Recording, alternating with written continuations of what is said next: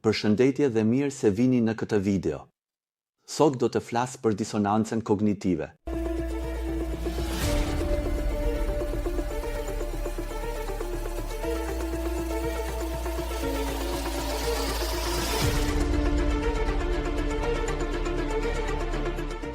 Disonanca kognitive do të thotë se diçka në ndjenjen tonë të brendshme është ndryshe nga mendimi ynë. Prandaj, sot ka kaq shumë njerëz që nervozohen kaq shpejt.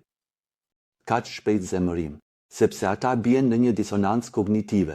Disonanca kognitive bën që unë të nervozohem shpejt.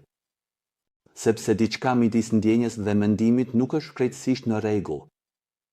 Dhe kur e shohim vitet e fundit, çfarë ka ndodhur politikisht me të gjithë pandeminë e supozuar, atëherë tani është krejtësisht e qartë se çfarë po ndodh. Ne e vëmë re dhe kjo është një pjesë për të u bërë më të vetëdijshëm, dhe nëse je një njeri shpirtëror, bëhu më i vetëdijshëm. Kujto kur ti kognitivisht disozon. Sepse atëherë jeta jote do të bëhet shpirtërore. Kur të bëhesh më i vetëdijshëm, do të kuptosh se këtu ka një ndryshim, një diferencë.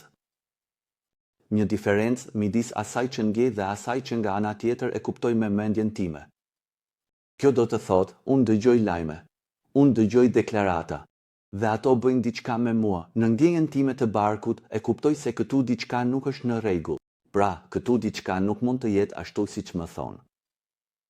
Besoj në këtë, sepse nëse nuk i beson kësaj, disonanca kognitive do të bëhet gjithnjë më e fortë. Do të bëhesh gjithnjë më i shpejt, gjithnjë më i zemëruar dhe i irrituar. Ose do ta vësh re në mjedisin tënd. Kolegët e tu do të bëhen shpejt të irrituar. Ata do të zemërohen shpejt. Ata do të thonë, çfarë po bën atje? Nershën. Kjo është disonancë kognitive. Dhe, kur e kupton këtë, e di që diçka nuk shkon. Midis asaj që hyn në mendjen tënde, asaj që merr me organet e ndjenjave, dhe ndjenjes tënde të barkut, ndjenjes tënde të zemrës. Dhe kur i beson përsëri ndjenjes, atëherë do të kuptosh kur je përsëri i manipuluar. Atëherë di saktësisht kur politikani thot pa vërteta.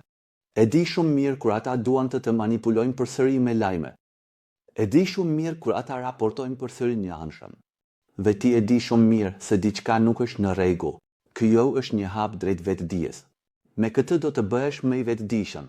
Ti do të vësh re saktësisht, por do të mashtrojnë përsëri. Shumë ardëtim në zbulimin e momentit kur ndjenja jote e barkut thot përsëri, më rëmënunona. Ka diçka që nuk është në rregull. Shumë ardëtim. Qiell.